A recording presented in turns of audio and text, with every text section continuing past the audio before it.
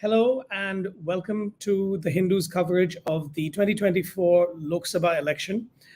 We join you today at a very exciting phase where the counting is well and truly underway, and we have a strong indication of where the parties contesting this important election are headed. The NDA and led by the BJP is doing rather well. They are leading in a majority of seats. But at the same time, the India Alliance, the India group, is doing rather well too. It's putting up a far more impressive fight than many of the exit polls, especially, would have led us to believe. And the numbers are going to look quite different to a lot of the projections that we've been hearing through the final days of the campaign.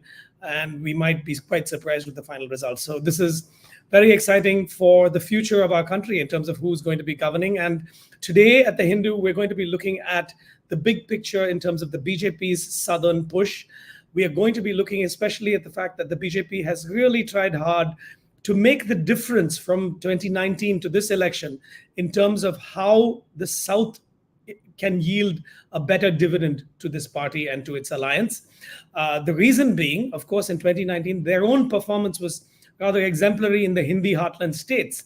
And in a sense, those states are saturated in terms of the number of seats they could offer. So the only additional states where they could mop up seats would be from the south, possibly including West Bengal. But again, the trends do not indicate that that is happening in a big way so far.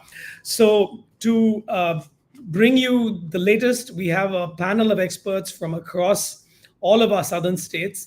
I am Narayan Lakshman, Senior Associate Editor at The Hindu and Opinion Editor, and I'll be anchoring this program today. So let's start looking firstly at how the BJP approached this election. Obviously, given the presidential style of politics that we've seen in the last decade, at least, if not more, a lot of it hinged on the personality of Prime Minister Modi himself. So Prime Minister Modi made no fewer than 7 visits to Tamil Nadu, for example, since January in the final phases of the campaign. In the last decade, he has visited 146 times the 5 southern states, 73 times in each of his terms.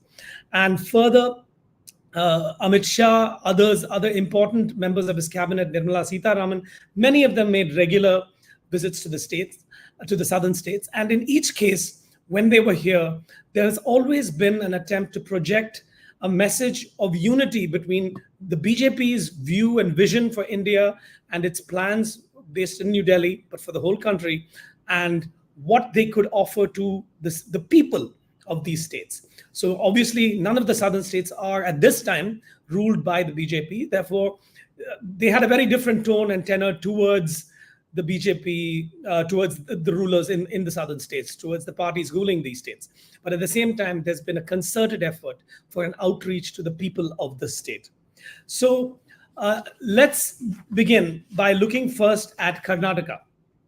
Okay, I have with me today Bhagyashree, who is the Chief of Bureau in our Bangalore office. Bhagyashree, welcome, and thanks for joining us. Thank you. Thank you. And so obviously Karnataka is unique in the pantheon of southern states in the sense that, at least at the state assembly level, you saw that it was BJP controlled, but then flipped over recently. And the BJP, along with the Janata Dal, has always had somewhat of a foothold in the state relative to a state like Kerala or Tamil Nadu. So where does it stand at this time, given that the state government is no longer with the BJP? What is the thinking? What is the broad trend in terms of how the BJP is viewed there? So as we talk now, BJP is leading in 17 seats and Congress in 9 and JDS in 2. So, I mean, compared to 2019 elections, it's a big jump for Congress because Congress managed to win only 1. But considering the last assembly election, huge victory that Congress had, definitely Congress was hoping to do better than this. But this should not really come as a very big surprise because in Karnataka, even when Congress has done well in the assembly election, BJP has tended to do really well in Lok Sabha elections. So in that sense, it's not a very big surprise. And I think in a sense, people, I mean, like Congress won't be too unhappy, but it was hoping to break this jinx of, double digit. I mean, it's not had a double digit victory since 1999. So that is if the present trends continue, it will still stop short of that, and it will somewhat go back to the 2014 kind of levels. So Okay. that's where it stands now. But I think a very important takeaway from Karnataka as far as Lok Sabha election this time goes is the alliance between BJP and JDS.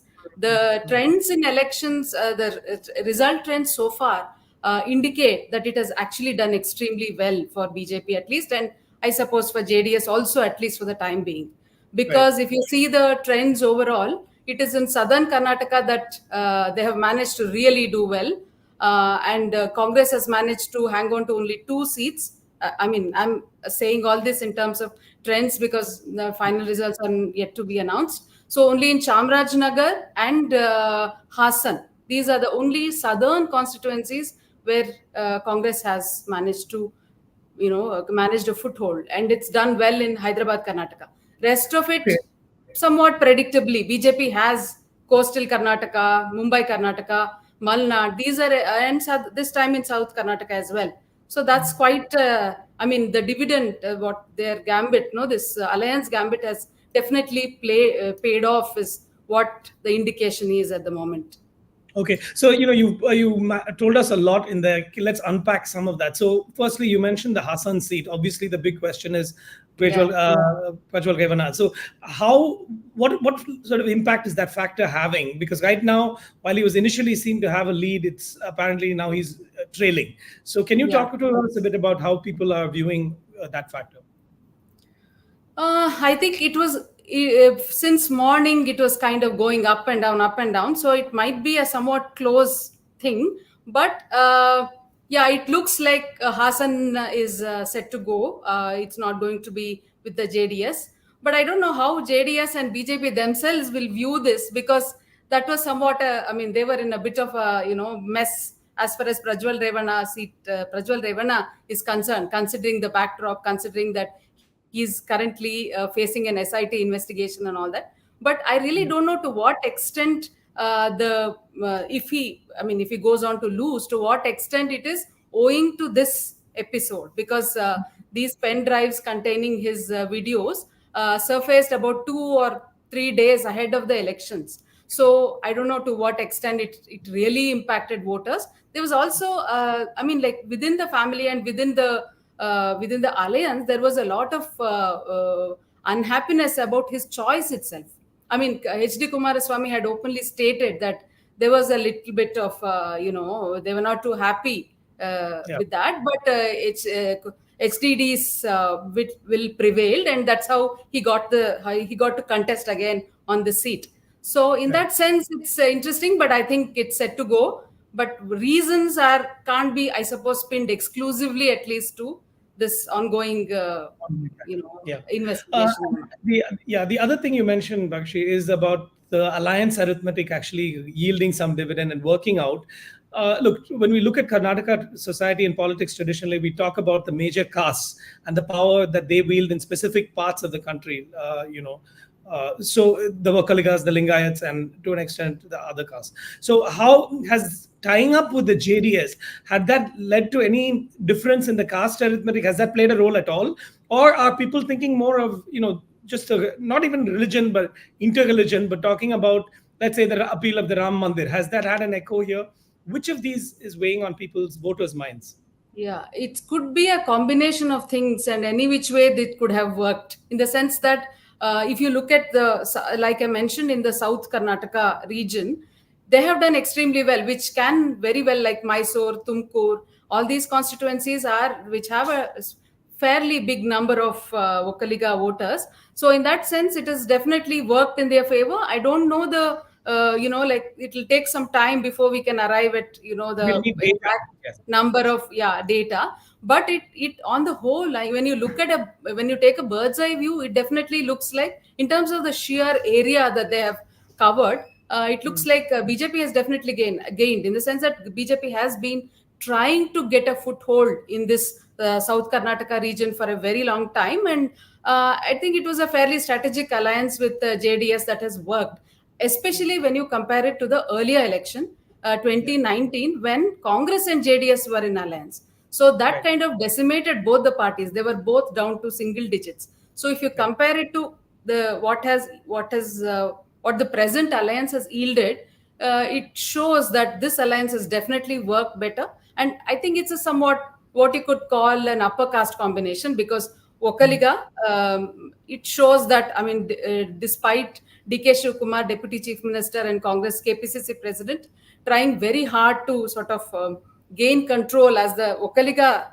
like face of the party, it Yeah. currently doesn't look like that has worked, and it is still with the JDS. So them and the Lingayat, whatever like backing that BJP traditionally has had, it seems to be like one kind of combination that seems to have worked. I mean, like, this is, I'm not talking with numbers, but more in terms of what we can see as the results are coming in. So this is Yeah. what it looks like. A Vokaliga, when you look at it in terms of caste, or when you look at it in terms of territorially, where parties were dominant, this combination to me seems like it has worked. Okay. And those two southern seats that you mentioned, southern Karnataka seats you mentioned, in those cases, what has there been something more that has, captured the imagination of voters, So which has made. of the two, one is Hassan, which we Yes. talked about. The other is Yes. Chamrajnagar, which is a Yes. reserved constituency. That has been a fairly strong Congress bastion, and it's one of the minister's sons who is contesting. It's a SC reserved constituency, and it was expected that Congress would win there. So there's no big surprise there. And interestingly, till about half an hour ago, it looked like finally Congress would win one Bangalore seat, because Bangalore Central, it looked like it would go Congress's way. But now again, that has also come back to, I mean, this is again trends, but not announced. But it looks like BJP has won it again, which means that entire Bangalore, this time I Bangalore understand. rural included, I has gone Okay. BJP's. Okay. And just a final sort of a few thoughts before we move on to the next state. Can you give me a sense of, what is weighing on the minds of Karnataka voters? Are they more in favor of, they look up to Prime Minister Modi as an able, Prime Minister who's governed this country and delivering good governance? Or are they motivated more by local issues, which usually doesn't happen in a Lok Sabha election? You vote more on national concerns. What is their thinking? If you can just help us get into the minds of Karnataka voters, that is driving what you're saying here. Yeah, I think Karnataka voters is somewhat keeping with his or her usual trend, in the sense that even in the past, when the Lok Sabha and like assembly elections have come very close together, Karnataka voters have tended to vote differently in assembly and Lok Sabha election. That is again very evident this time, because that's a huge margin that Congress got in the assembly election, but that they have not been able to carry through to Lok Sabha. I mean, I suppose if you compare it to 2019, they should be happy, because it is from 1 to 9. So, but that's not the benchmark. I suppose they were aiming for at least to cross a double digits, kind of a psychological barrier, and cross over and reach about 12, 13, 14, in that range. That has not happened. But I think it's not a very big surprise if you look at it historically, because this has been the case. And Karnataka, as you said, is not like the other southern states. It's not like BJP has to make its first dent. It's already made that already. So in that sense, Okay. not a very So big surprise. Yeah, so that is an important point, because again, remember that in this election, we are keeping an eye on what is the extra margin that the BJP can pull in relative to 2019. 2019 was a tough, sort of a bit of an uphill climb in the south, even back then. But this, given how well they did in the north, this is sort of the only one of the few areas where they could have got more votes. And in Karnataka, clearly they're doing whatever best they can. So we'll circle back to. They didn't have any chance of doing any better, because last time they had done the best that they could have. There's no hope of any improvement in Karnataka anyway. Exactly. So we'll, on that note, also take a look at the few other southern states. But thank you, Bakshi. We'll circle back to you shortly after we've space. Thank you. So next, let's move on to Tamil Nadu, which is again a critical state in this strategy of the BJP to push hard in the south. Tamil Nadu obviously has 39 seats, and last time it was a sweep for the DMK, which won 38. And so this time, let's take a look at how the push is going here. I have with us T. Ramakrishnan, my senior colleague from the Tamil Nadu Bureau.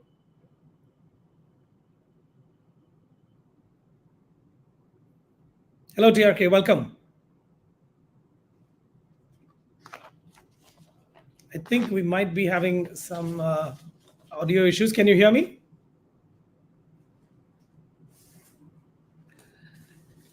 Okay, we'll come back to TRK shortly. Let's go across the border to Kerala, our neighboring state, and take a look at what's happening there, because again, many of the same questions apply. My colleague S. Anandan is here. Welcome, Anandan. Hi, can you hear me? Hi, yeah. Great. You're loud and clear. Excellent. So obviously a lot of interesting things happening. I think the big question on a lot of people's minds was, will the BJP be able to open its account? And it looks like it might come up to the grand tally of 2 seats. Is that looking likely? Not exactly 2, but one is for sure, because Suresh Gopi's lead in Thrissur has crossed 75,000. So it's almost like the last round of counting that's happening now, and it's a sealed verdict now, it seems. Thrissur. But in Thiruvananthapuram, like in 2019, the last 2 rounds actually went in favor of Shashi Tharoor, because those were the rounds when the coastal votes of Thiruvananthapuram are counted. So 2019, it's exactly a repeat of 2019, because Kumanam Rajashekharan was then leading by a huge margin of about 25,000 votes. And then all of a sudden it dipped and Shashi Tharoor took over. So this time around, I think at the moment Shashi is leading by about 15,000 votes in Trivandrum.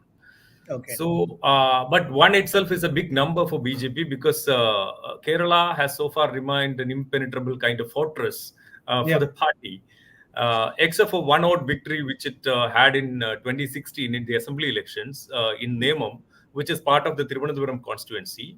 It hasn't had any electoral success in Kerala. So this must be one big moment for that party. Okay. And so tell us, Anandan, what does it mean in terms of where the BJP stands? So just take a step back. You saw the Sabarimala issue in 2018. You've seen a few attempts to infuse sort of campaign type thoughts from the BJP side in the state. Have they really taken root, and or what is the mood and what is the popular concern on the minds of Kerala voters as they wait for the results today? This time around, in fact, the BJP's growth, if we look back, BJP's growth started from 2014 when Narendra Modi government came in Delhi. So in 2016, they were able to win this Nemam seat in part of Thiruvananthapuram district and Thiruvananthapuram constituency, and ever since they've made solid steps to woo different sections.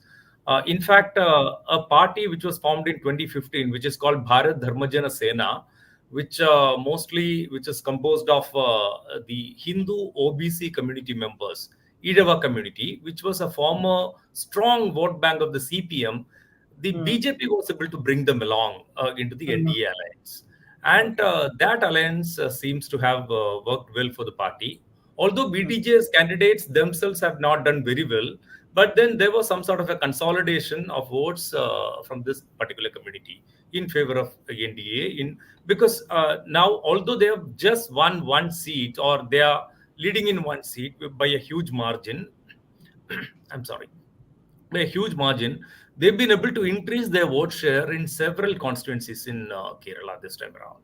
Say, for example, Attingal, which is a constituency in Thiruvananthapuram district and which is adjoining Thiruvananthapuram constituency, where V. Muralidharan contested this time around. He is in the 3rd position, but trailing by just about 6,000 votes. Okay. So which is huge. But this was one constituency where Shobha Surendran of BJP polled about 25% votes last time. But now it must be more than 32%. We'll only come to know about the final figures after the counting is over.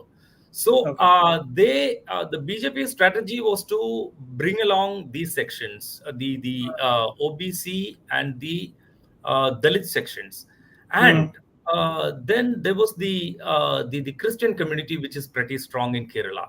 So Yep. ever since Modi came to power, they've been trying to aggressively woo this particular community and different sections of Christians, Right. including the Catholic Church, the Syrian Christians, Okay. the Orthodox Church, which is part of the Malangara Church, then the new churches, the gospel churches. So Mm. they, Prime Minister Modi himself hosted them for Christmas. If you remember that, Yes. created up such a huge controversy in Kerala and across the country. Yeah. But then, what probably did not work in their favor was, amidst all this, Manipur happened, and it went on for a long time, which Right. actually created a lot of resentment within the community. So, which Mm. probably dented their efforts to make some inroads into the community citadels like Kottayam or Pathanamthitta, where Anil Antony contested, and he has actually put up a pretty poor show compared to his the BJP contestant last time. Uh, Okay. so So I yeah, wanted to ask you about that in particular. Anil Antony is obviously in the limelight a lot for having, switched yeah, across, and now he's in stands apart from his father's legacy and so forth. yeah, yeah. What he is, in your view, he's not performing well, and he's not likely to No, win. he isn't performing well at all. In fact, he did not have the stature of his father. Even when he was recruited by the BJP, it was seen that, okay, he was a minion. And Oh. one of the first things he did was to rake up this issue of Pulwama. He tried to flog that dead horse of Pulwama and attack the Congress candidate, who is a sitting MP for 3 terms. And the sitting MP is again getting re-elected, it seems, as per the latest trends. He is leading by about, some 43,000 votes at the moment, and the counting is in the last stages. And then because Pathanamthitta is where Sabrimala is located, Yeah. so he brought up the issue of faith and tried to balance it by trying to develop pilgrim centers around Sabrimala and the prominent churches in the region. So he tried to do all these things, and also brought up the development question, saying that Mm. this is one underdeveloped region, and it's a region where a lot of pilgrims come from different parts of the country, but it's too far to underdeveloped and to be ignored. To be sorry, to be brought to have some sort of national attention. So he wanted to bring the national attention here with the global infrastructure. So these were the questions that he raised during his election campaign. In fact, when I interviewed him as he was campaigning, he spoke about being Modi's trusted lieutenant. He was not on the same page as his father when it comes to development that happened in the region over the last 50, 60 years, the questions pertaining to secularism, all those things. But then that did not seem to have worked with the electorate. Okay, okay. And you mentioned the OBC Dalit communities and the Christian community, and other than isolated outreach events such as hosting a Christmas event and so forth, did the Prime Minister, in a sense, make any promises in terms of policy, or what is the main offering that was made to each of these communities to make them feel that they could actually change their support or vote for the BJP this time? No, from what we understand, what would have actually transpired at the meetings between the Prime Minister or the senior BJP leaders and the church leaders was probably a question pertaining to the financial clout, the growing financial clout of the Muslim community in Kerala. Because, there is this sentiment among Christians that Muslims are growing financially and at the expense of the Christian community, which was Yeah. earlier having the same kind of stature financially. That is one. Secondly, they kept on raising this bogey of love jihad, which actually the church almost like bit the bullet. And in one of the synod meetings of the Syro Malabar Church, the very same word was used, and they sent out a press note containing this word. They had to withdraw it, and then they said, no, we did not actually mean the word. But then it was basically a rough guideline on a general guideline on interfaith marriages. So Yeah. the church was actually, not very happy with the way interfaith marriages were happening, involving members from their community.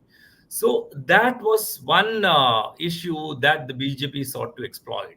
And I would say they exploited it pretty well until the point Manipur happened. Mm-hmm. So Yeah. then how does, And, do you think that, one more yeah, thing, and with regard to certain other churches, say for example, there were cases under FCRA of taking foreign donations against some of these new churches. Say for okay, example, Believers Church, which was under the ED radar and which was raided by the ED. There was an income tax investigation, and on the eve of the voting, Believers Church declared its total support to Anil Antony this time.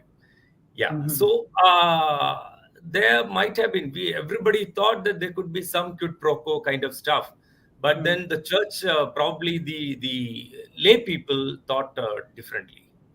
Okay, okay.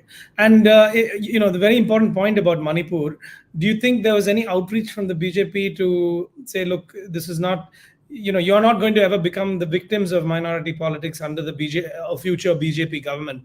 Is there any kind of assuaging their anxieties kind of effort? Definitely, definitely. They sent out their messengers several times over to meet church leaders.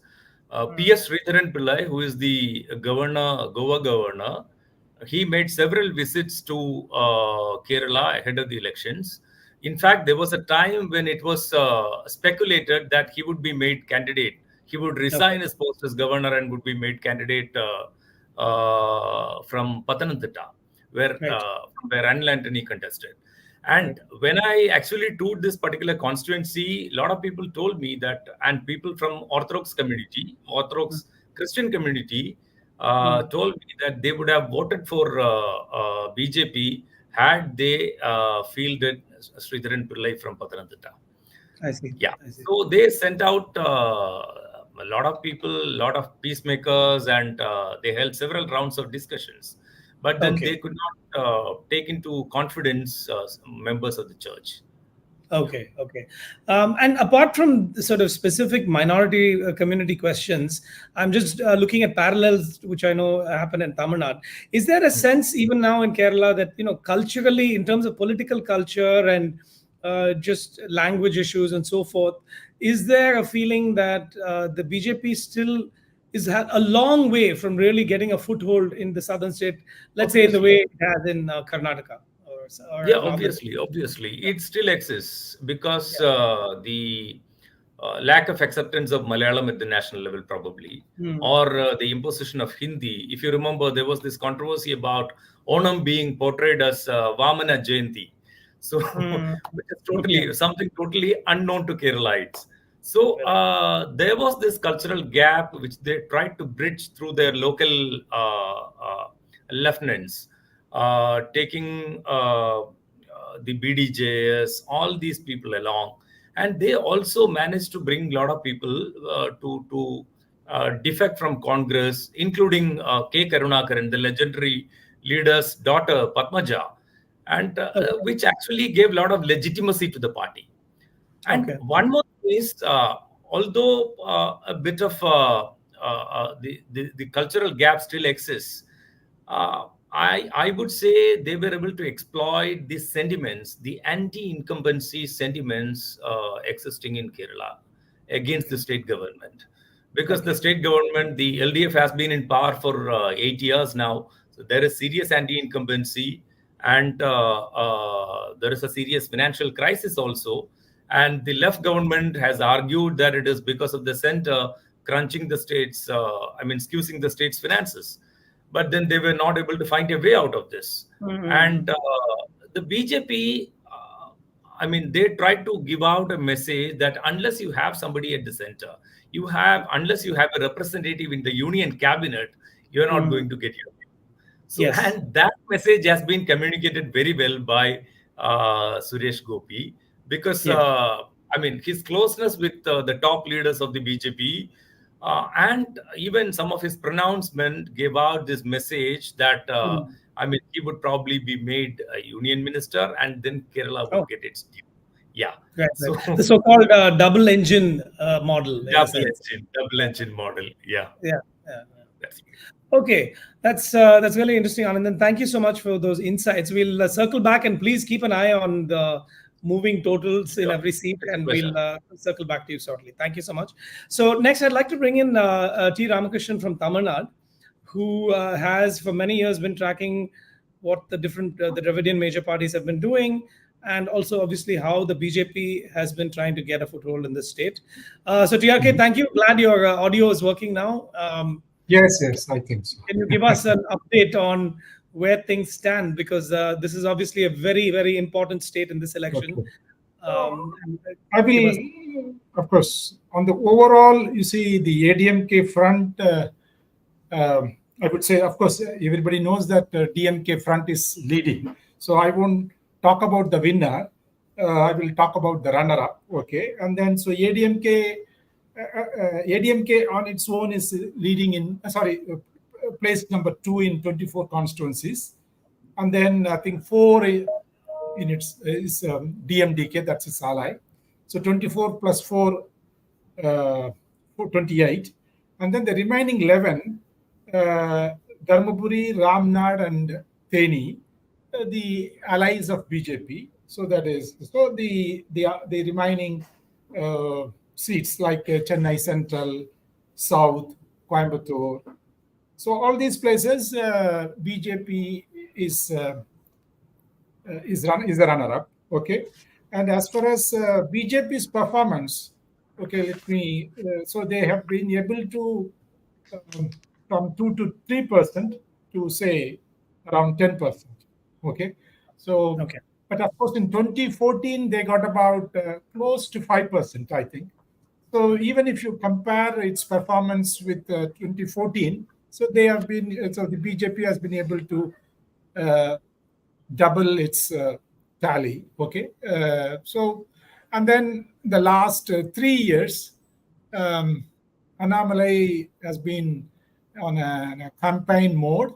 Okay, aggressive campaign, and so many times I think you have in the early part of the program you mentioned the number of times Prime Minister visited, Amit Shah visited.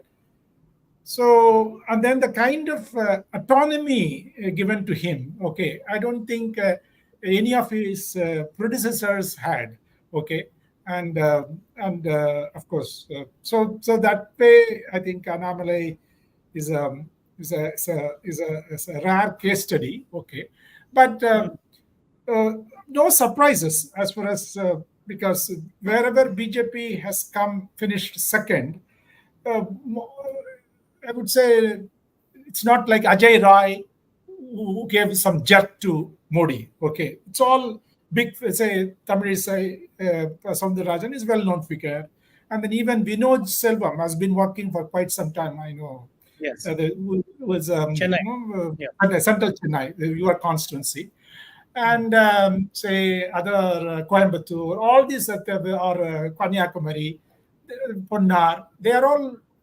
It's all known. So one thing is that the BJP chose, unlike ADMK, it chose known figures, known faces. So it didn't experiment with new faces. Number one. Okay. So in that way, they were able to, I think, strike a better rapport. And then, of course, I'm not surprised about the overall result. That everybody knows that. The divided opposition plus cohesive coalition of DMK combined with the efficacy of the welfare schemes like Pudumai Pen or Magalir Togai, all these things have also contributed. Okay. And then, of course, the credit should go to Stalin for having ensured the cohesiveness among the coalition. And there were some, in fact, a couple of days ago, a person from Virudhunagar came and met me at my residence, which was a surprise. But he was telling me the story that the Vijay son, who was ahead initially in the race, in fact, everybody thought that he would win even. So, and then it seems, so some SOS went from Manikam to Stalin, and then Stalin pulled up one of his ministers, and then it seems he warned the minister, if Manikam did not win, I would sack you. So that kind of, the message is that the Stalin, I think, went out of the way to ensure the victory or success of his, even candidates of his allies. Normally, people would say there was a perception that the DMK won't, stand by its allies at the time of election. But this time, Stalin went out of the way, and so I think even in Tiruchi, everywhere, I think, of course, the vote share may have come down for DMK front, but the point is that they have been, 39 or 38 out of 39. That's what it matters. Okay, so just we'll look at some of the broader factors very soon, but just on the numbers again, you said that you do obviously expect the DMK to perform exceedingly well. Do you think it's going to be as stellar a performance as 2019? Because 38 out of 39 is quite hard to beat, and there's not much upward you can go from there. No, in fact, in terms of vote share, I think the DMK seems to have suffered some erosion. Okay, DMK front as a whole. Okay, but of course, with regard 2019 was a very superlative performance. Okay, they got about, I think, 50 and odd, something like that. So this time they would be around 40%. But the point, and then of course ADMK is 20, and then DMDK is 3%, so 23%. So there is a difference of at least 15 percentage point difference, at least. Okay. So that's a huge difference, so which no one would be able to wipe out. Right. So, okay, and now looking at some of the broader factors, this is again a big question in this program about the BJP's southern push. So throughout his 2 terms, especially in the second term, Prime Minister Modi has actively sought to woo, if you will, the Tamil voter in a sense, by talking about, having the Kashi and Saurashtra Tamil Sangamams, the whole controversy or issue around the Sengol and so forth. Is there a cultural, that project to build a cultural bridge, as it were? Where do you think that project stands? Is it success, failure, a work in progress? And who exactly within the Tamil voter population is convinced, or how many people are convinced, or how many are not? I think it's a work in progress. I won't say it's a terrible failure.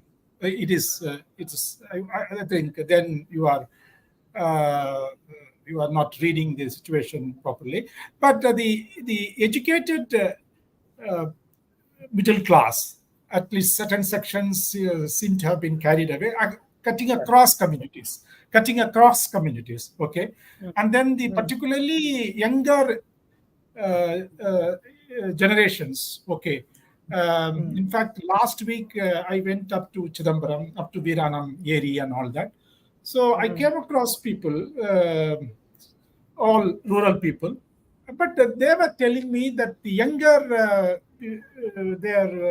generation youth seems to be impressed with Modi's BJP, Annamalai, all put together.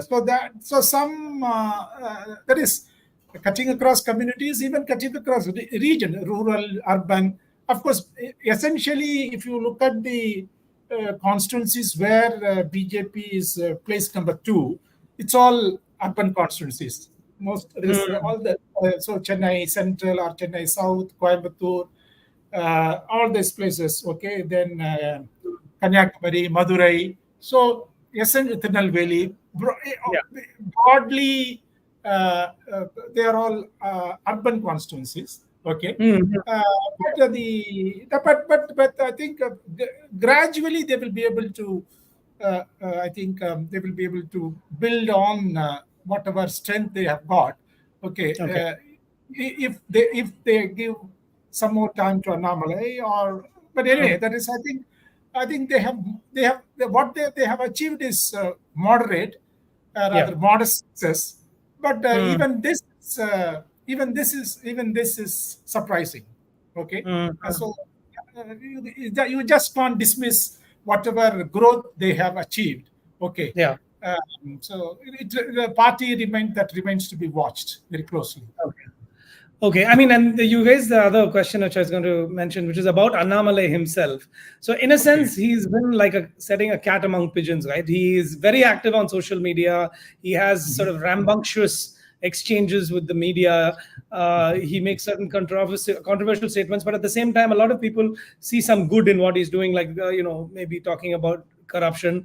Although there are several views on corruption in Tamil Nadu, and obviously the biggest point relating to him is the fact that the pre-poll alliance with the BJP broke up, and that was in the context of certain comments he had made about C.N. Annadurai, which was disparaging to both whether DMK or ADMK. It's a part of the Dravidian movement, and he is an elder figure there, and Annamalai was seen as causing disrespect there. So, what is his future? And I know you did mention it, but do you truly see him as having the maturity and the gravitas to lead the BJP forward, or does, on the other hand, does the BJP actually want someone like this who can stir the pot and who can talk about some new ways of thinking within the models of Dravidian politics?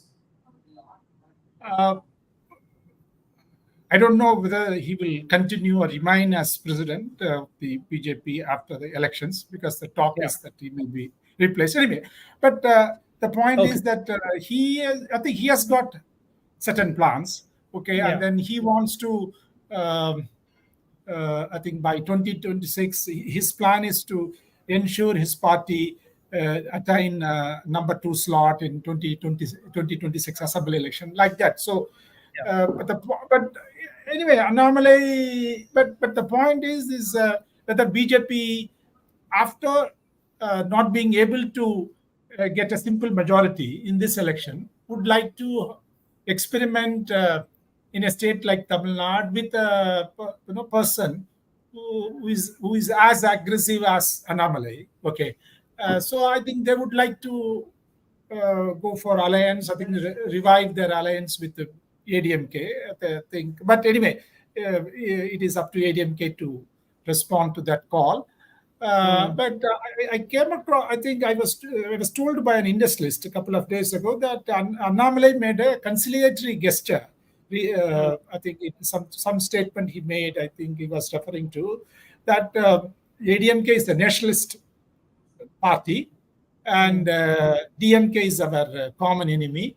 So we should patch up. We should come together. So some sort of, I think, signal the BJP high command would have given to him first to start, start making some moves for rapprochement with. I think so. The point is that they have given him enough space to operate, but the point is Tamil Nadu is not an easy state to operate. Yeah. So anyway, I think his performance is quite. I would say impressive. That is from 3% or 4% or 5%, assuming that from 10 reaching double-digit figure. Okay, that's in terms of vote share. In terms of vote share. In terms of vote share. Yes. Yeah. I'm talking about, of course, vote share. Yeah. And then I think all other parties put together, it comes to around 15, or I think NDTV was showing some 17 in the morning. Okay. I don't know whether that remains, but anyway, even if you take 15, that's a good figure to start with. But I don't think BJP would like to experiment after the overall performance in this election. I think they would not. Chalo, let us have some sort of deal with ADMK. I think that's what they will try to do. Of course, the anomalies for the time being, he has to remain low. I think lie low, and then maybe. But the point is that there is still some space. You see, ADMK is not a united party. Okay, whatever percentage vote share they got, it's not the ADMK of Jayalalitha's time. Okay, so it's a divided ADMK, and then if post Edapadi, what will happen? Who is so there is enormous potential for BJP to grow, and for a person like Annamalai to grow. Only point is whether BJP would like to, uh, keep him afloat till he is able to catapult the party to number 2 or number 1 position. Okay, okay. Fantastic. Okay, thank you, TRK. We'll circle back to you. And like I've told our other colleagues in different bureaus, please keep an eye on the numbers. We'll do another quick roundup before we close the program of where things stand. But for now, we will step across to Telangana. And my esteemed colleague, Mr. Ravi Reddy, is there. Welcome, sir. Hi, sir. Hi, sir. Thank you. So, give us an update on where things stand. It's looking like the BJP is not doing too badly there. Yeah, sure, sir. Out of 17 seats, BJP is likely to improve its tally from 4 in 2019 to 8 as of now.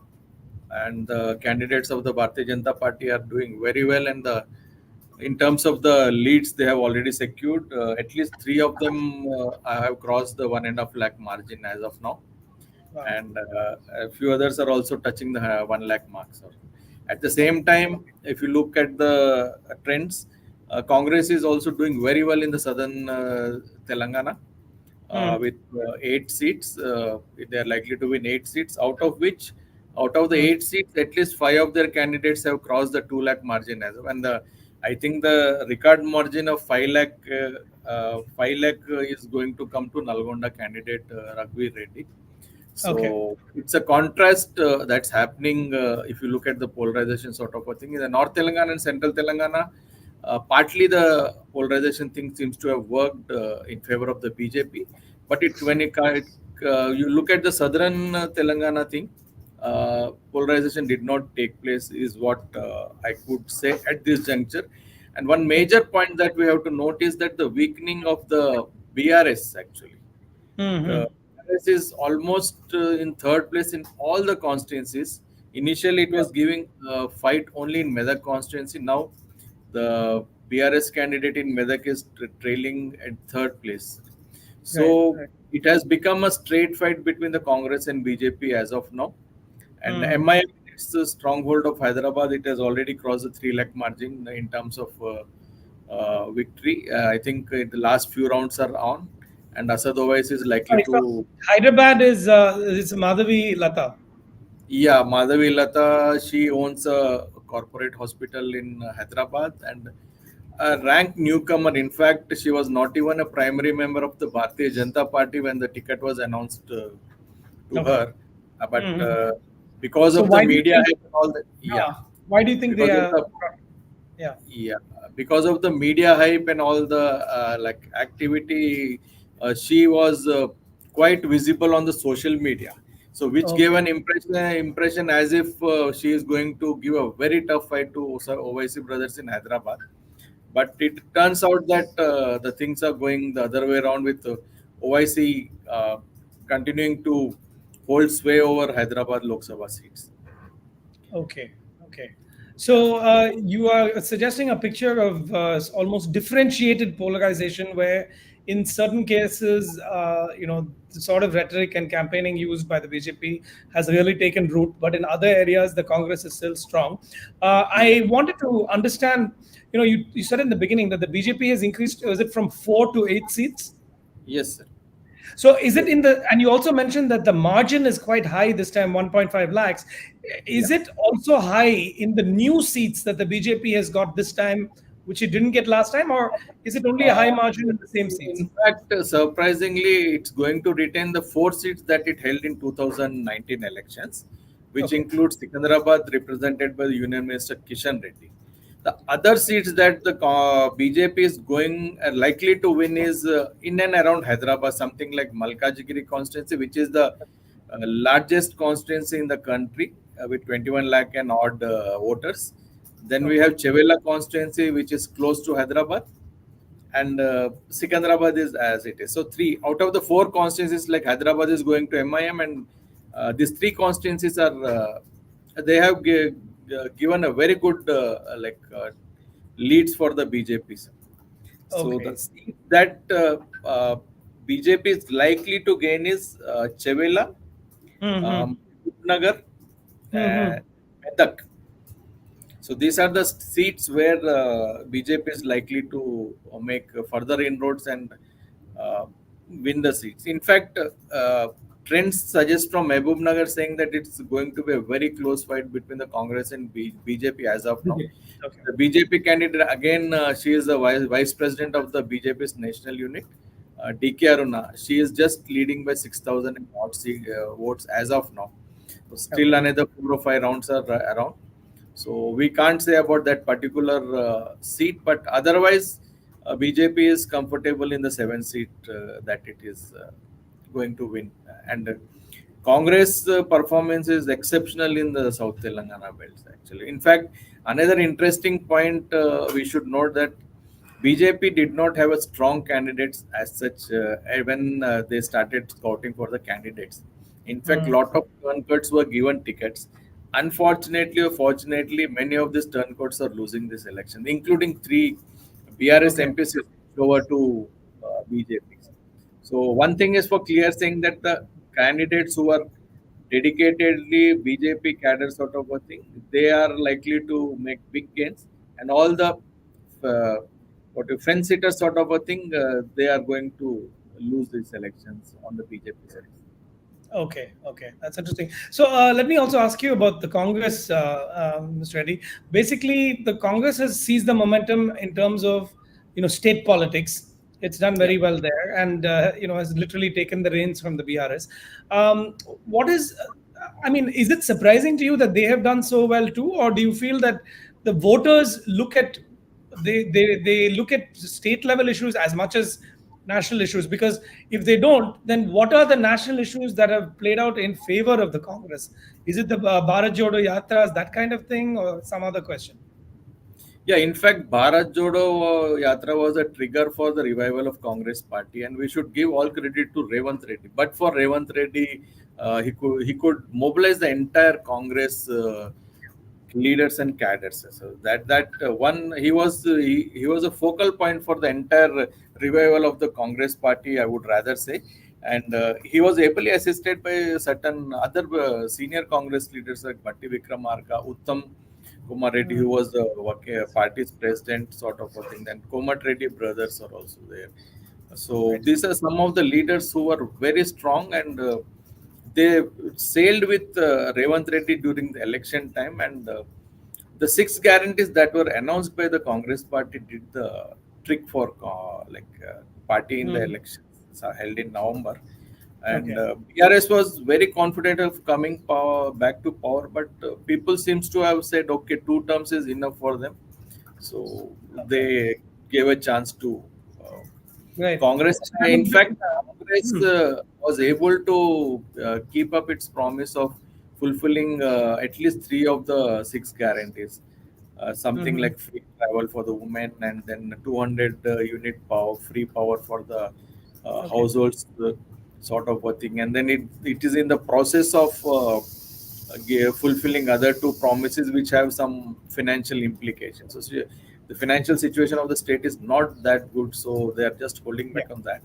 So in fact, BJP's improved performance should also be seen in the context of BRS unable to put up strong candidates. There were several constituencies where the candidates were reluctant to enter the fray, in fact. So that was one reason why the BRS from the day one, it was not taken as a very serious contender. Even though we were all writing saying that it's going to be a triangular contest sort of a thing.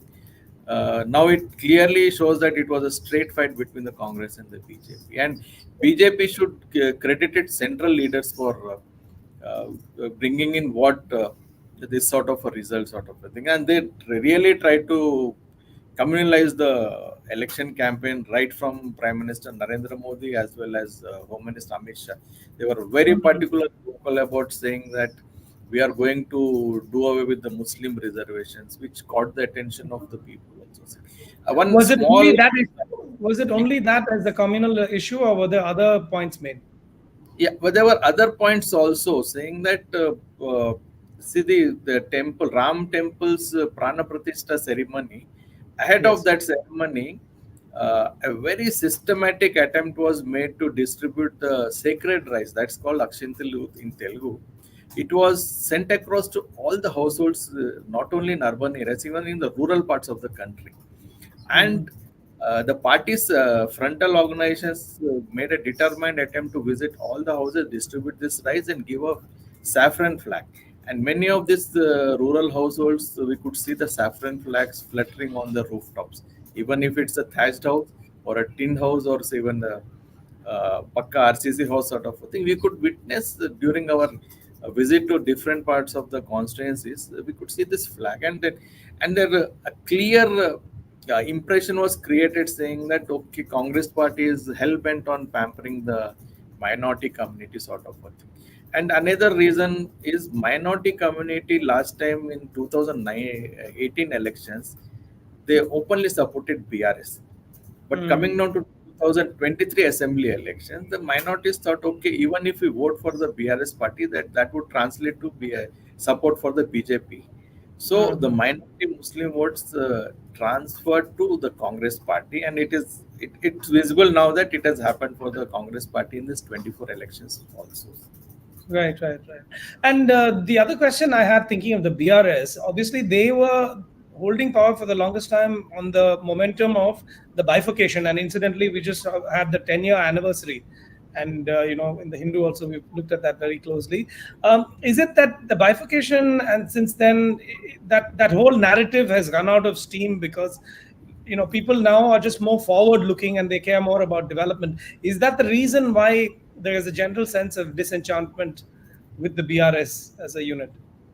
Yeah, bifurcation issue was this time. I think even the BRS did not try to make any attempt to rake up the sentiment sort of a thing. While in the last two elections they tried to rake up the sentiment and they did benefit from that thing. But this time, even BRS chief KCR also did not make any attempt to rake up this sentiment sort of a thing. And then there was a lot of disenchantment among the unemployed youth against the BRS. Within the last 10 years, the recruitments did not take place. There was a lot of controversy over the holding of Public Service Commission examinations, leakage of question papers. So it put a question mark on the credibility of the Public Service Commission itself.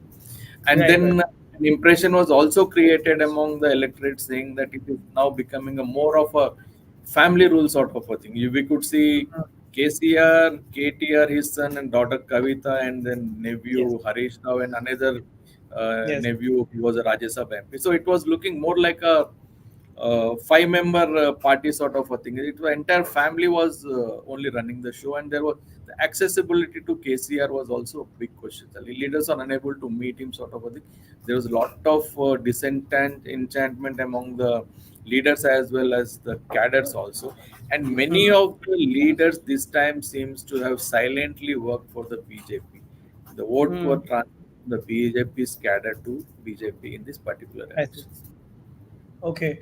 So we're also hearing that Union Minister Kishan Reddy is leading in Hyderabad, and Yes, that Owaisi is also leading.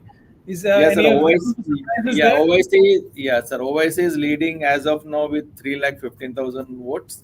And Kishan Reddy so far has got 65,000 lead over his nearest Congress rival. So okay, so that's not surprising. That's as expected. Yeah, but more than that, I think Bandi Sanjay should be an important factor because he is a National General Secretary. He was a former president of the state party and a very vocal critic of the BRS and supporter of the Hindutva. He is now leading by over 2 lakh votes. And then Konda Vishweshwar Reddy, then again Konda Vishweshwar Reddy, MP candidate from Chevella. He also happens to be the son-in-law of Apollo Hospital's chairman, Pratap. Right. So he is leading by 130,000 votes. Okay. So, then, most important thing is Malkajgiri is one constituency where Itala Rajendra, another important leader, he is leading with 314,000 margin as of now. So, so overall, if you look at the margins, then BJP has done really well. At the same time, Congress has done exceptionally well. So in terms of the and the thought that it brought to my mind is that Telangana is now starting to look a little more like Karnataka in terms of these national level parties having a much bigger footprint than what was originally the regional party, which is the BRS. So similar to Karnataka, where Janata Dal, BJP, and Congress have the strongest say.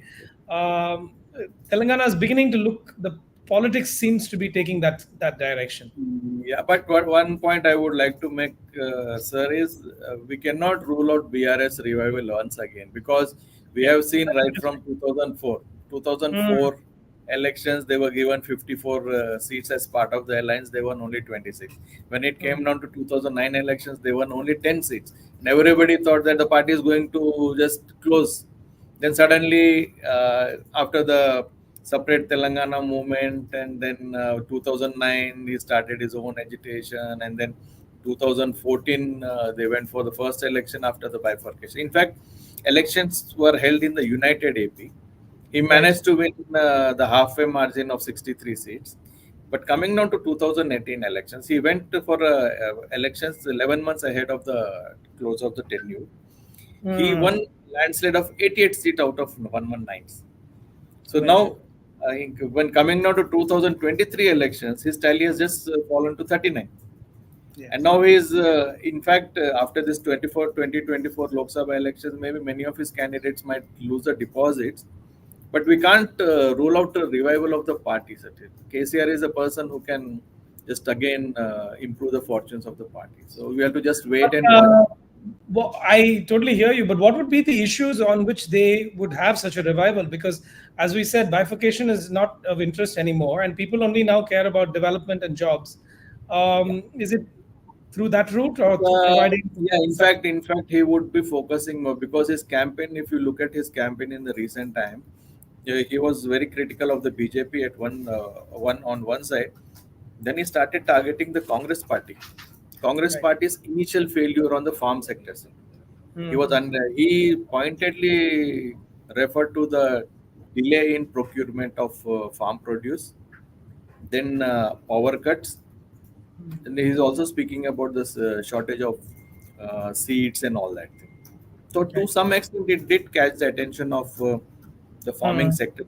But at the same time, the Congress government was very quick to try to clarify on all these issues. So now what we can easily make out is that KCR for the first time is now focusing on the local issues sort of thing instead of sentiment sort of. I think we have to see how he's going to take up the future agitational programs on the welfare and the development scheme sort of things. So one big negative aspect for him was the damages to the Kaleshwaram lift irrigation projects. 3 major projects that were constructed during his term. 2 of them had a lot of damages because of the heavy rains and all that thing, which led to a lot of controversy over the construction of the site, identification of the sort of thing.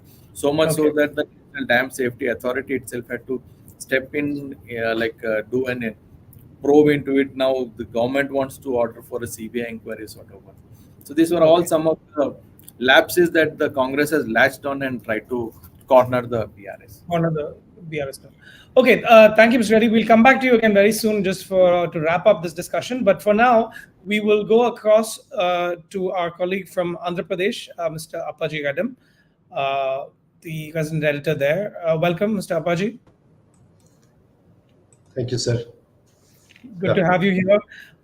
Can you give us an update on where things stand in your state?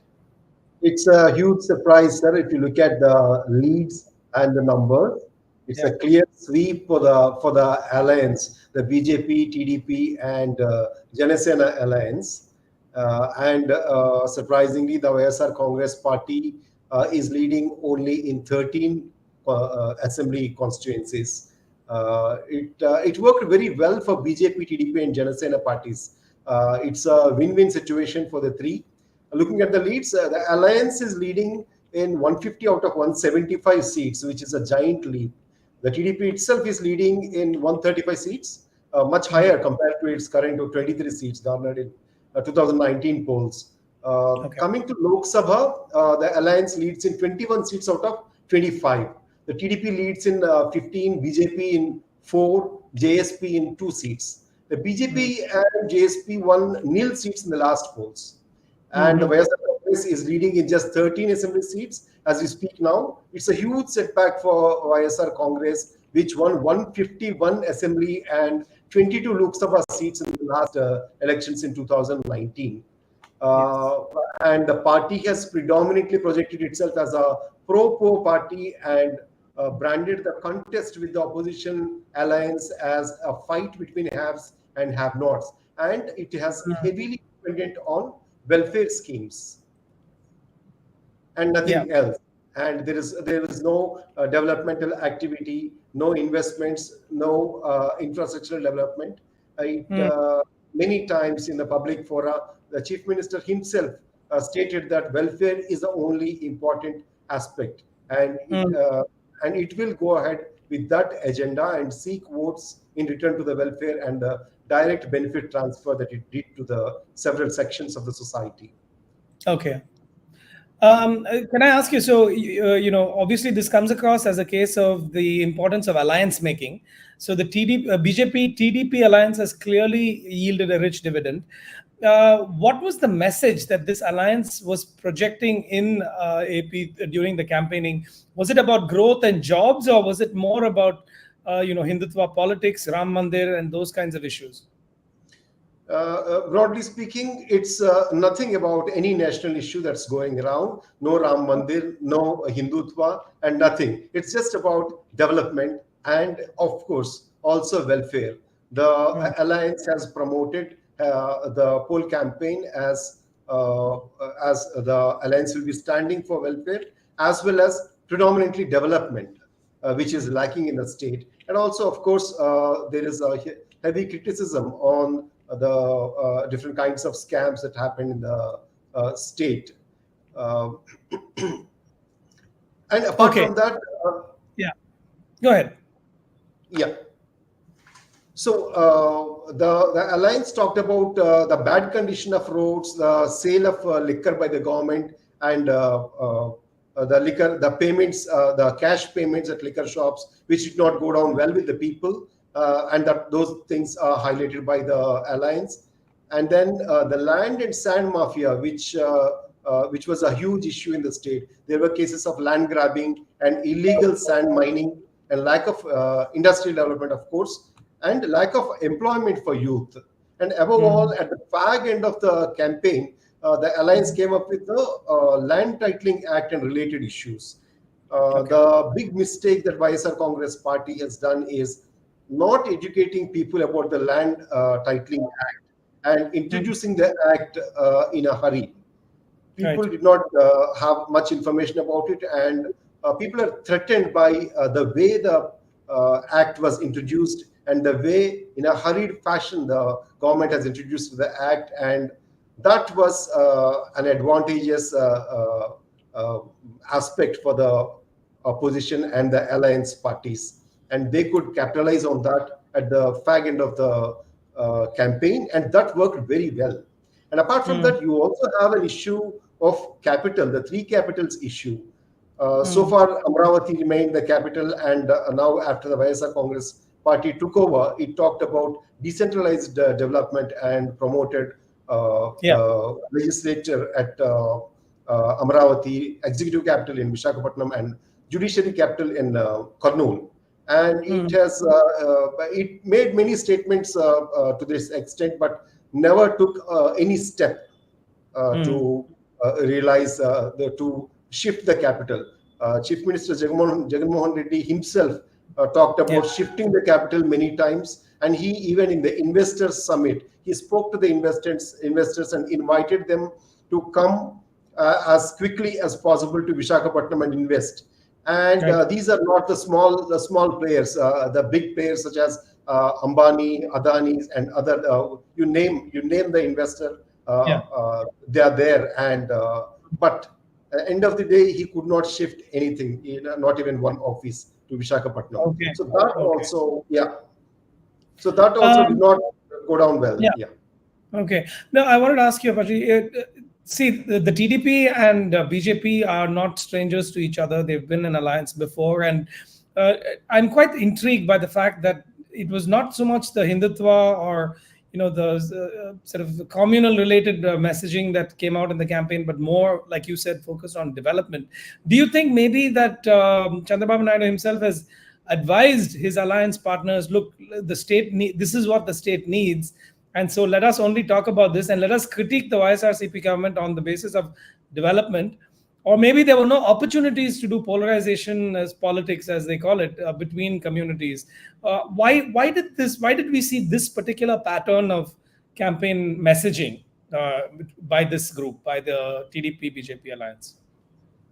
This is primarily because people were responding to the issues, the current issues in the state, and there's a lot of discontent among public.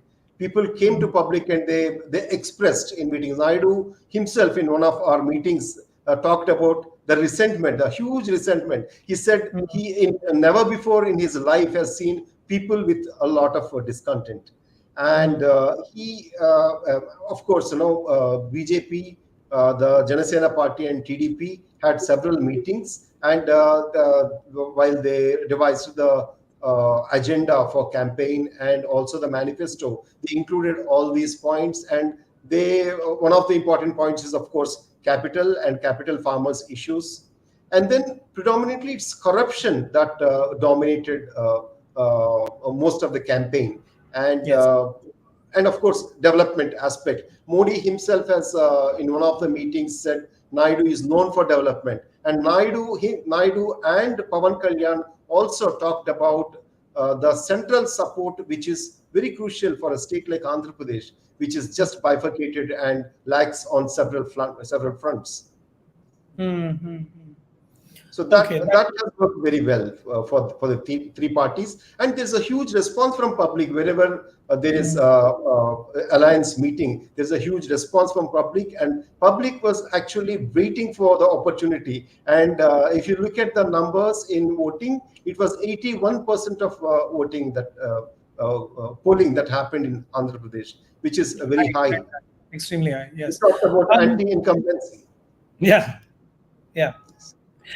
So one last question is, look, the TDP is on a very strong footing at the moment. And a lot of the comments now are, look, the BJP has possibly fallen well short of certainly of the highest estimates of 400 and 370 and so forth.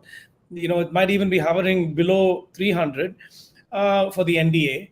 If the BJP substantially underperforms in this election, and the TDP as an alliance partner has a much greater voice in Delhi, what role do you think the TDP will play? It's literally going to be, it might be in the position of being the kingmaker. What do you see as the prospect, or do you see there any risk at all of the TDP jumping ship and going across to the other side based on who's able to form the government? On the face of it, I feel he may not take that risk at this point in time, because his primary interest is to come back and have a strong foothold, because he has seen what happens when he is not in power. He was arrested by the local by the YSR Congress government, and then the alliance was facilitated by Pawan Kalyan, Janasena Party's Pawan Kalyan, when he went to the prison and he met Naidu. And then and there itself, he announced that he is extending support to TDP. And at the same time, he also made a statement that he'll see to that the BJP and TDP and Janasena alliance will be fruitful. And he has also convinced BJP to form the alliance. And it is mutually, they have that mutual respect. Even Naidu also has recognized, and he said, he did talk about the tussle that he had with the BJP earlier, and he clarified that it is only issue based, especially on the issue of special category status to the state, which was due as part of the AP Reorganization Act 2014. Yes. So you think he will stay with that alliance, and Yeah, I believe he'll stick to the alliance, and he'll continue to support BJP. Okay. And he will obviously believe in Prime Minister Modi as the future Prime Minister if he's in a position to be in that role again.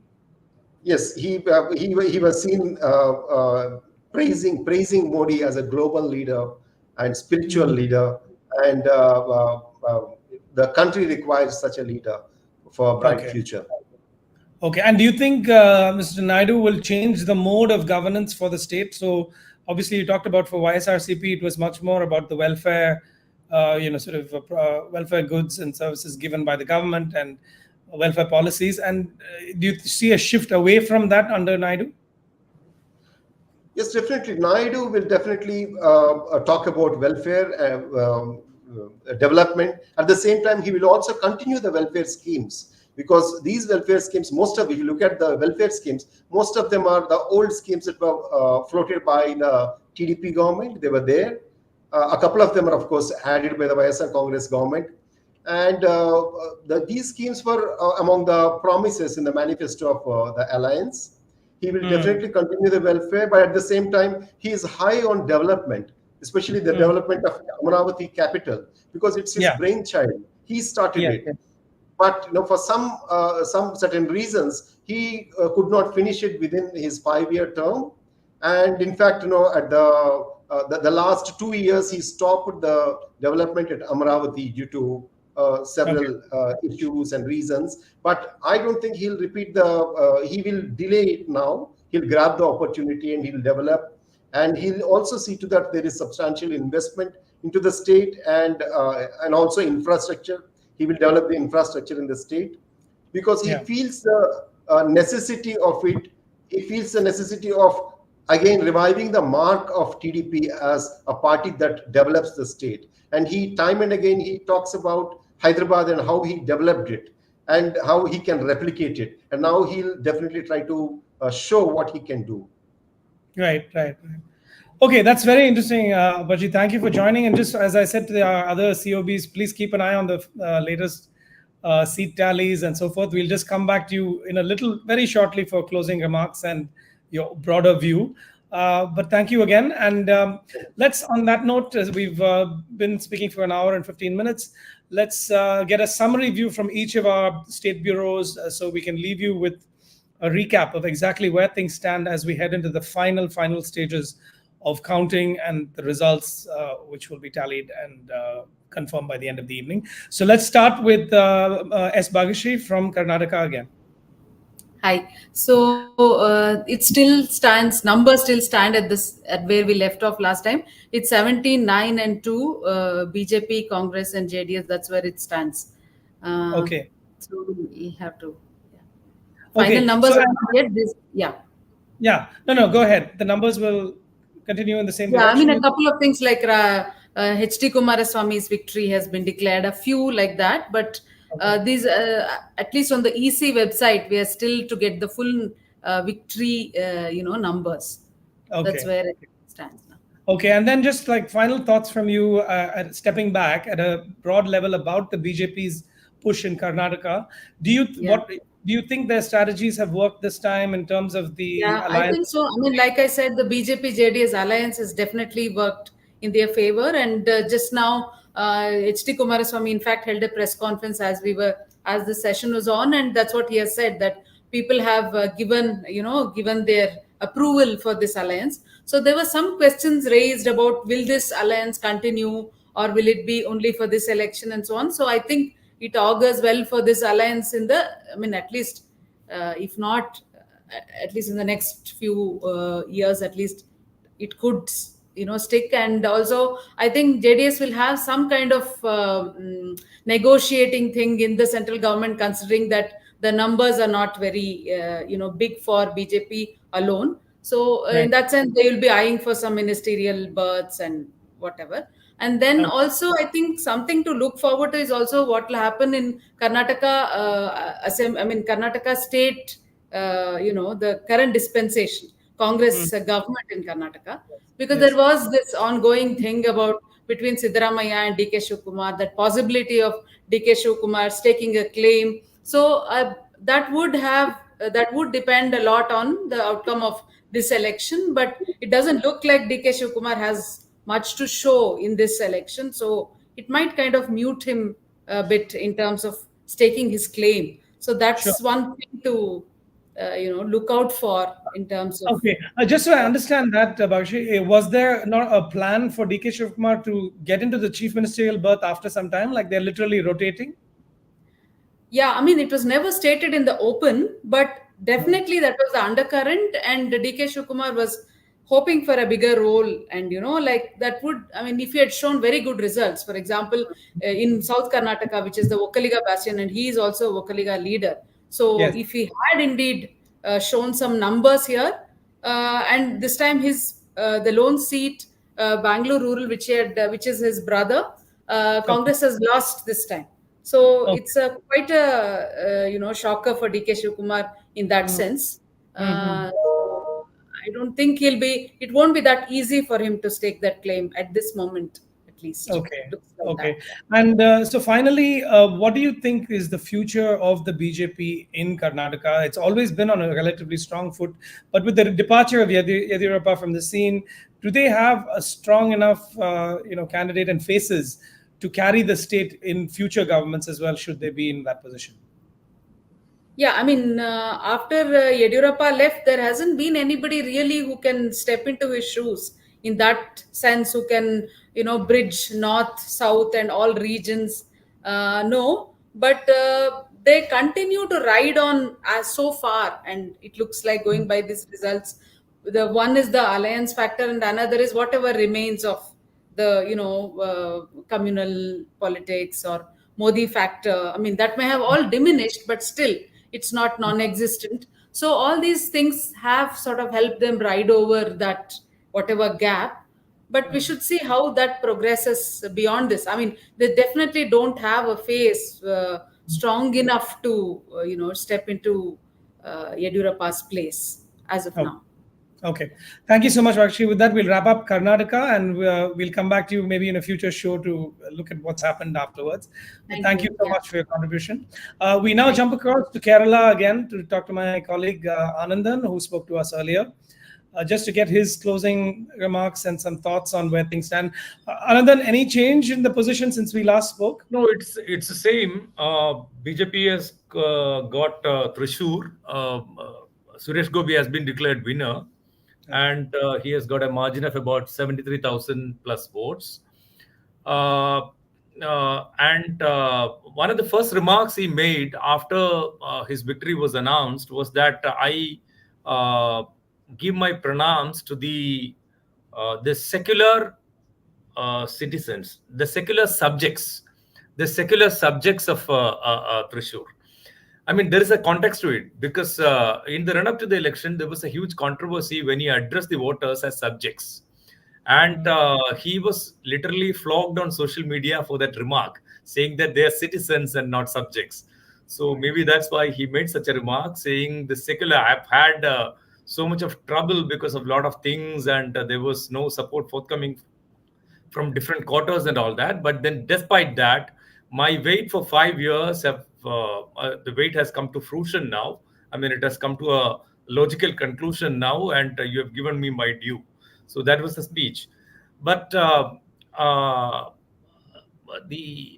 CPM is already making this argument that the victory has been aided by the Congress, in the sense that last time in 2019, Prathapan of the Congress had polled about 4.1 lakh votes in Thrissur, and Suresh Gopi at that time got 2.9 lakhs. And this time around, when Suresh Gopi polled 3.96, Muralidharan of the Congress got just about 3.1, which means Congress lost about 95,000 votes from last. Sorry, 1 lakh votes from last time. Yeah. So the argument is that the Congress aided this particular victory. And the counter argument, which is also being circulated right now, is that a couple of days before the elections, before the voting was to happen, a controversial lobbyist in Kerala called Nandakumar came on TV channels and made a revelation that Prakash Javadekar had a meeting with the LDF convener EP Jayarajan, the left front convener EP Jayarajan, and this also led to a controversy. And what was discussed was that Prakash Javadekar sought the help of Jayarajan in ensuring the victory of Suresh Gopi in Thrissur in lieu of supporting the CPM, or rather Pinarayi Vijayan come out of the SNC Lavalin case, which has been on and which is in the Supreme Court. I think there have been lot of n number of postponements, adjournments, and the case is in the Supreme Court at the moment. It's a case dating back to 1995. So these two arguments are now being made by these two the major political formations in the state.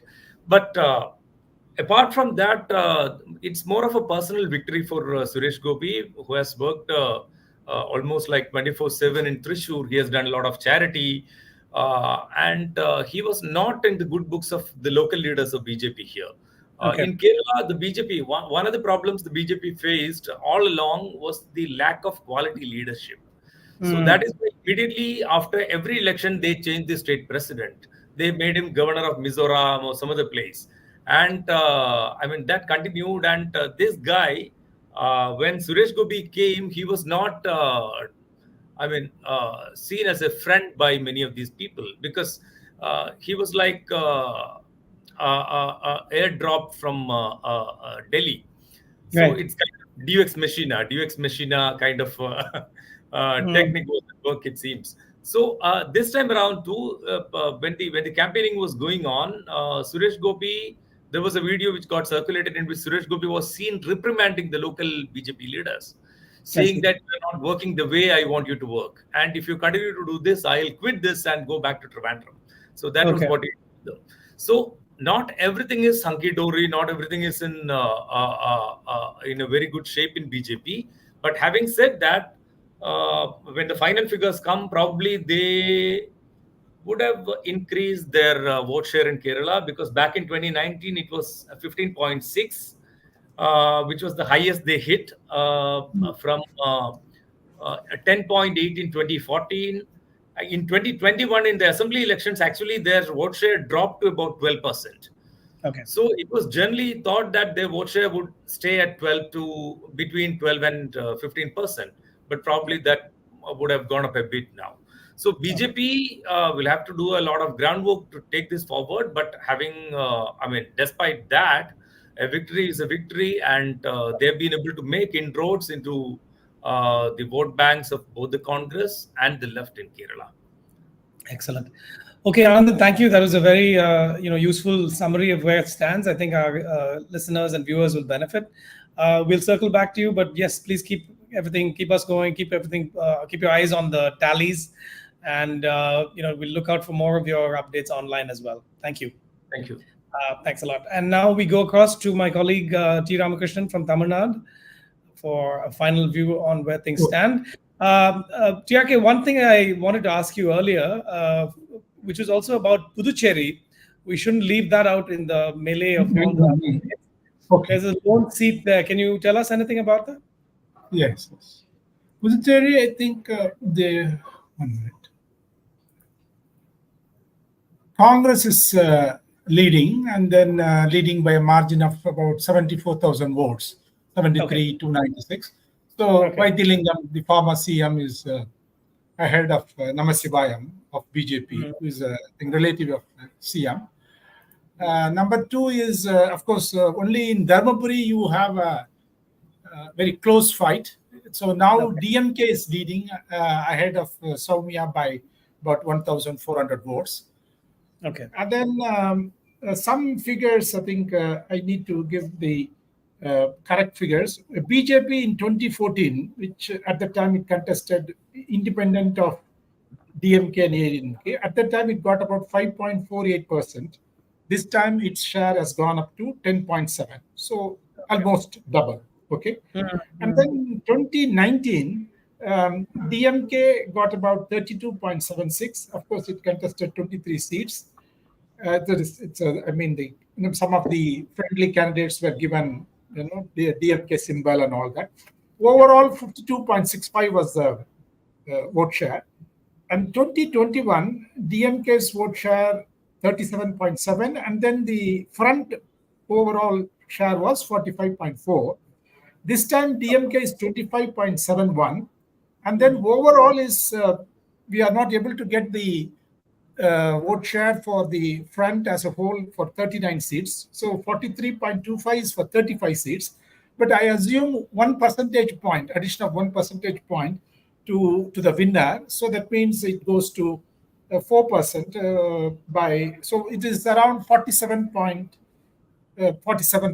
that I think DMK front will be getting eventually. Okay. So does that mean the seat tally will also come close to last time? Yes. I think they are now leading in all the 39 out of 39. Okay. So that way, I think from 2021, slight improvement, marginal improvement of nearly 1.5 percentage point. But if you compare, you asked me previously about whether this performance is as stellar as 2019. That way, if you see, there is a drop of 5 percentage point. Okay. There is a drop of 5 percentage point, but I think that allowance should be given because now the government has been in power for the last 3 years, and then anti-incumbency seems to be catching on, and so there are several other factors, but this time anyway, it's 47% is quite a creditable, respectable figure. figure. And then there is it's a rise from 2021 assembly election. It's a 1.5 percentage point Increase. rise. So that way you need to give that credit to DMK front. Okay, and just final comments in in a couple of minutes on where you think this. We talked about the long-term project of the BJP of building a cultural connection with the people, and obviously with the goal of expanding its footprint in the longer term. We're not even talking about one election in the future, but maybe 2 or 3 elections. Yes. Is there? Where do you see that project going? Is there ever going to be a meeting of minds, or are the values of the Tamil voters quite different, or their cultural ethos quite different to what the BJP expects? I don't buy the theory of Tamil ethos being different from others. Okay, BJP is a growing party as far as Tamil Nadu is concerned, and they have been targeting Tamil Nadu at least for last 20 and odd years. Okay, now they are able to make some tangible progress in their performance, and they will continue to focus on Tamil Nadu. Tamil Nadu is a fascinating state as far as BJP is concerned, and it is also tempting because of you have nearly 40,000 temples, and then there is a strong what they would call Hindu feeling. Okay, and then even if you look at DMK candidates, no, I think they have not fielded any minority candidate. Okay, candidate from minority. So that way you see that that the Hindutva or that Hindu card, I think they would continue to play, and they will try to grow, but not at the speed that Mr. Annamalai would like to have, but maybe very gradually. But of course, there is enormous potential for them because the DMK, there will be there has to be a party which is against DMK. So anti-DMK forces will have to rally behind some party, and which the space of which may be acquired by BJP post Edapadi. We don't know. So I think because they have been waiting this long, and they will wait for at least 10 more years.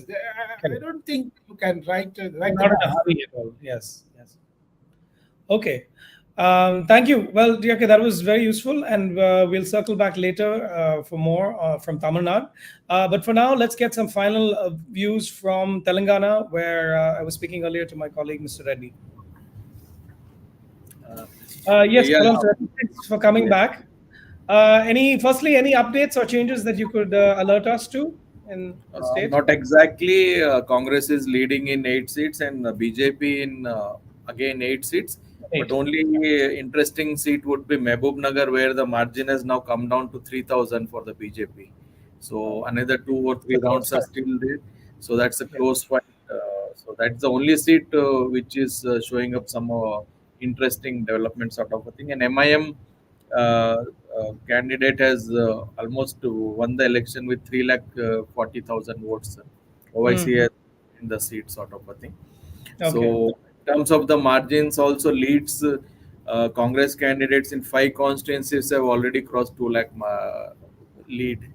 And then for the BJP in 4 constituencies, their candidates have crossed 1,15,000 leads. Okay. So Okay. huge leads that are still continuing. Only thing is Mehboob Nagar is one thing. Interesting development that is likely to take place is the number of aspirants for the union cabinet berth if BJP is forming the government is going to come up in Telangana, because already Kishan Reddy is a union minister and he's a reluctant state BJP president. So the first thing, the indication the party sources tell us that he might step down as the BJP president, but the party is still looking for a strong candidate. So Itala Rajender could be the front runner for the state party president's post, provided he is not considered for the union cabinet or something of that sort. Is he, So, as you said, a strong enough face or a personality at the yeah, state in level? fact, he was a senior minister in the BRS, and then we fell apart with the BRS chief KCR, who foisted some cases against him. He quit the party, joined BJP, won a by-election. Then in assembly election, he lost the assembly election from his constituency, and he's lost against KCR also. But in this particular Lok Sabha election, he is the best performance for the BJP with 3,40,000 votes. That's the lead he has already secured. So he is a front runner. If at all there is a change of leadership at the state level, He would be the but candidate. there is also a huge question mark whether the party would be interested to make a turncoat as a state party chief also. Right. So that's one thing that's going to happen. So we'll have to just keep a watch on these two developments, whether leaders are trying to aspire for the ministerial berth sort of a thing, because at least Bandi Sanjay and the D. Arvind, who is the Nizamabad candidate, both of them were aspiring for the cabinet last time itself. So now the race for union cabinet is surely going to hot up from Telangana as of now. Sir. Okay. And finally, do you think, you mentioned that the BRS, you cannot really rule them out. Do you feel that in the future, the BJP will ever ally with them? What is the future of the BJP in this state? Because clearly they're on a strong footing. And, do you see them as staying in control in the state? One thing, Lakshman sir, because there is no election for the next 4 years in Telangana, except for the local bodies polls that's going to happen. If it comes to the local bodies poll, something like the Zilla Parishad or the Mandal Parishad elections, BJP doesn't have a grassroots level cadre at all. So that will be a big challenge for the party to perform. And in that scenario, BRS might be a better placed party because it still has got a village level grassroots cadre. Yeah. So if the next challenge would be during the local body selection that the Chief Minister Revant Reddy has already announced. Now he is focusing on the municipalities, urban local body elections, as well as the Panchayat Raj local body elections sort of thing. That will be the real test for BJP, whether it sustains its momentum of this win and at least manages to get a couple of hundreds of seats of the local bodies. That we have to just wait and watch. Actually, Congress is sitting pretty because it has got village level cadre and the grassroots level cadre in all the villages. So it will be interesting to see the local body selection next. Okay. All right. Thank you so much, Mr. Reddy. That was very useful. And keep us posted. And now we go finally to my colleague Appaji Reddy in Andhra Pradesh. Yes, Appaji, any change in the position since we last spoke? What's any update? The majority numbers are going up, and it's very clear that there's a thumping majority for the alliance, the TDP, BJP, Janasena alliance, and its celebrations all around. Chandrababu Naidu has come out and he's taking part in a rally, success rally, And Pawan Kalyan has started from Hyderabad and landed in Gannavaram Airport. He's coming to Vijayawada. It's all celebrations. Sometimes the celebrations and the public outburst of public celebration has gone out of control, and especially at the Health University, which was named after it was NTR Health University, and its name was changed as YSR Health University earlier by the YSRCP government. And some people have gone there and removed that YS and replaced it with NT, making it NTR Health University again. So such kind of celebrations are happening here, and it's uncontrollable. Having said that, again, if you look back in 2019, the same kind of majority was given to YSR Congress Party, which is spoiled with a lot of majority. Again, it could not handle it. Again, now the same thing happened with the alliance, with over 150 seats for the alliance as of now for assembly, and in more than 21 seats, Lok Sabha seats, the alliance is in majority. So we'll have to wait and watch how this alliance handles such kind of power with scanty opposition. All right. So as of now, that's the situation on the ground. Thank you, Abhijit. Thanks very much for your comments, and thank you. We look forward to more from you as well. So to all our viewers, thank you so much for being there and listening to our updates from across the South Indian bureaus of the Hindu. We've brought to you a very detailed discussion looking at the one question of how the BJP has sought to push into the southern states and make up a margin of seats for what it might not be able to achieve elsewhere. And the picture that we got was quite interesting and mixed. We saw that in the states of Andhra Pradesh, Telangana, and Karnataka, the BJP certainly has a substantive presence this time. Maybe some of it, in the case of Karnataka, for example, has come from before, where they've been a presence in the state. But in every one of those cases, they have relied on a mixture of alliance arithmetic, as well as changing caste and power balances, and also, of course, talking about development issues, as we saw in the case of Andhra. So it has been a complex but very deliberative messaging that has helped the BJP in these three states. In Kerala and Tamil Nadu, the picture has been a little different. These were always going to be the most uphill states for the BJP to actually succeed in its push to gain control. Obviously, we saw again here that our bureaus were telling us about how Prime Minister and other senior ministers made regular visits to the state, and they sought to find emotive issues. In Tamil Nadu's case, the Sengol; in Kerala back in 2018, even there was the controversy over Sabarimala. There were many such issues where effectively the BJP is trying to bridge a cultural divide and a history of very strong regional politics in these two states, which needs to be brought on board into the Hindutva or the BJP's brand of politics. So a much tougher sort of uphill climb over there. But I think it's very interesting because we have now a region that is obviously extremely important economically, but also increasingly politically to the BJP as it tries to hold control, as it comes on to its third term, possibly for Prime Minister Modi. It's going to become a region that no party in the north, whether the BJP or the Congress or anyone else, can ignore.